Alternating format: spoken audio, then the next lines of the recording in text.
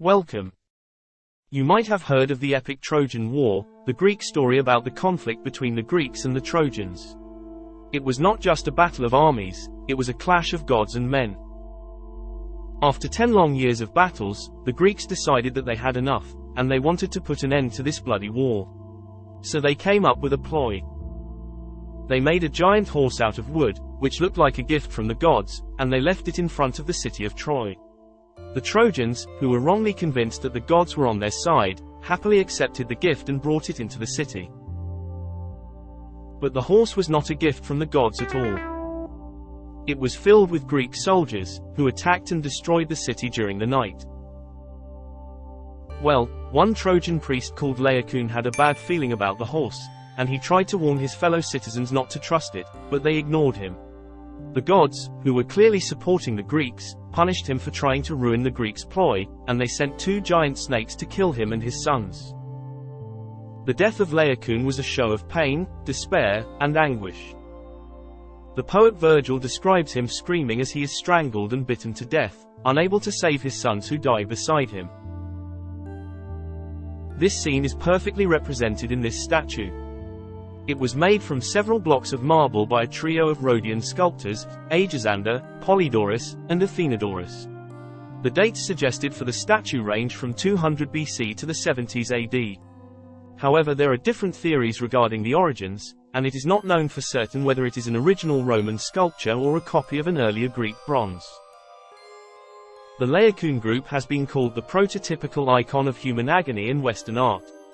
Unlike the agony often portrayed in Christian art depicting the Passion of Jesus, the suffering shown in this statue offers no redemptive power or reward. The agony is conveyed through the contorted expressions on the faces, particularly Laocoon's bulging eyebrows, which were noted as physiologically impossible. This statue also showcases an interest in the realistic depiction of movement. The figures frantically try to free themselves from the grasp of the sinuous serpents. No matter how much they twist and turn, however, they remain entangled, culminating in a swirling mass of snakes and limbs. There is an incredible level of detail. Every element is rendered with exquisite accuracy, creating a sense of tension and movement that seems almost lifelike. It's a stunning example of the power of art to capture the human experience in all its complexity. When the statue was found in 1506, Pope Julius II quickly acquired it and placed it in the Vatican's Belvedere garden for the public to admire. But the sculpture was missing some parts, most notably Laocoon's right hand. So the Pope ordered an informal contest to decide who would restore the missing parts. The judge of this legendary contest was Raphael. The question was, how could they know what the arm looked like without having seen the original? Michelangelo suggested that the right arm should be bent back over the shoulder, but the winner was Jacopo Sansovino, who created an outstretched hand. Michelangelo was so convinced he was correct that when he frescoed the Last Judgment, he portrayed Jesus Christ with his arm bent back over his shoulder in a sweeping motion, exactly like his version of the Laocoon arm. But in 1906 a fragment of a marble arm was discovered in Rome, close to where the group was found. And yes, it was the missing arm.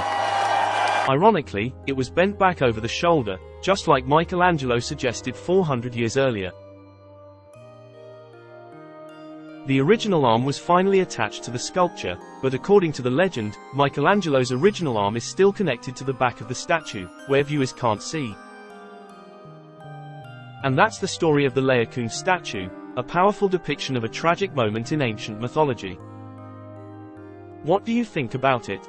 Is there anything else that we did not mention? Let us know in the comments below, and be sure to hit the like button and subscribe for more videos about art history.